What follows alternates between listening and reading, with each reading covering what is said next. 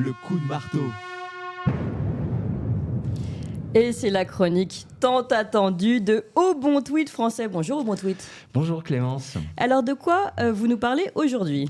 Alors ma chère Clémence, aujourd'hui je vais vous parler de la grande bataille du 27 octobre 2023. Alors c'est quoi la bataille du 27 octobre 2023 ? Qu'est-ce que c'est ? Ah oui, c'est vrai, vous étiez en vacances. Alors ma chère Clémence, comme vous le savez, l'histoire de France est jalonnée de grandes batailles qui ont tissé notre roman national.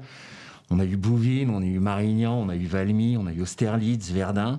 Et bien la bataille du 27 octobre 2023 s'inscrit dans cette grande fresque. Oui, dis donc, vous pouvez m'en dire un petit peu plus ? Avec plaisir. Comme souvent, cette bataille a commencé avec des politiques, c'est toujours comme ça que ça se passe. Vous savez, Thierry Breton est dans un grand bras de fer avec Elon Musk pour contrôler X, l'ex-Twitter.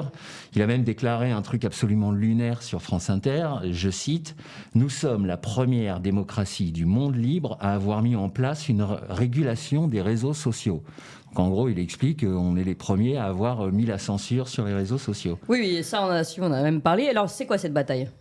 Alors, cette bataille, c'est une bataille qui a opposé l'armée des fact-checkers à celle des complotistes. Alors, des armées ? C'est-à-dire, c'est quoi exactement les armées ? Ah oui, Clémence, alors, l'armée des fact-checkers était dirigée par les généraux Reichstadt et Mendès France, et l'armée des complotistes était dirigée par les généraux Zoé Sagan et Campagnol. Alors, que s'est-il passé ? Alors tout a commencé par une odieuse déclaration du général Reichstadt qui a dit en gros, je vous la fais courte, que X était devenu depuis Elon Musk un repère de vilains conspis d'extrême droite, anti-science, adorateurs de Poutine et qui n'aiment pas les chatons, les grands-mères et les petits-enfants aux grands yeux innocents. Et il a enchaîné par un véritable camouflet en balançant à la face des complotistes le hashtag #NoTwitterDay, un peu comme on souffletait autrefois quelqu'un avec un gant en vue d'un duel sur le pré. Alors, No Twitter Day. Oui, alors c'est une espèce d'appel à boycotter X pendant la journée du 27 octobre.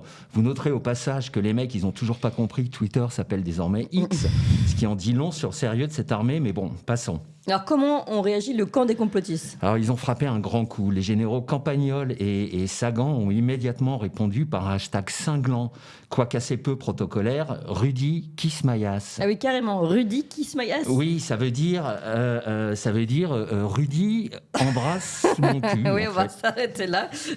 On sait ce que ça veut dire a priori. Alors, quelles étaient les forces en présence ? Alors, il faut reconnaître que les fact-checkers avaient un avantage militaire certain. Ils avaient toute la presse mainstream. D'ailleurs, la déclaration de guerre du général Reichstadt est parue dans Le Monde. Donc, quand même ouais. Ouais. Et ils avaient tous les valeureux combattants habituels. Alors, il y avait Enthoven, il y avait Karine Lacombe, il y avait le docteur Marty, évidemment. Et il y avait évidemment ma petite baguette. Ceux qui me suivent comprendront. Bref, du lourd. D'accord. Oui, c'est Julien Pain, non ? Et les complotistes ?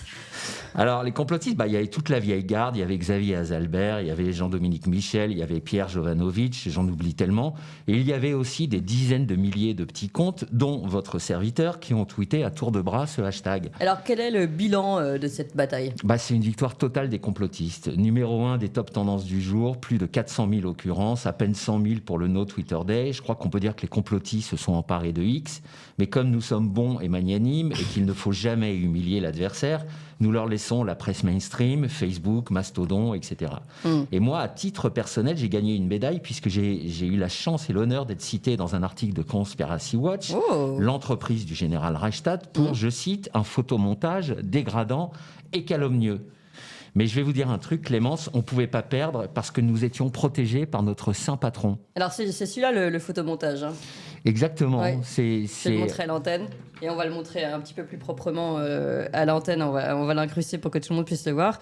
Donc, oui, c'est l'affaire du faux Marianne, en fait. Exactement, voilà. Et donc voilà, je vous dis, on ne pouvait pas perdre parce que nous étions protégés par notre saint patron. Alors c'est qui votre saint patron ? C'est Julian Assange. Ah, et en face, ils avaient aussi un saint patron ? Oui, alors leur saint patron en face, il s'appelle Saint Crédule, celui qui applaudit quand on... Oui, on va s'arrêter là. Décidément, aujourd'hui, c'est votre journée un petit peu provocatrice. Merci beaucoup au Bon Tweet et à la semaine prochaine. Merci Clémence, au revoir. Au revoir.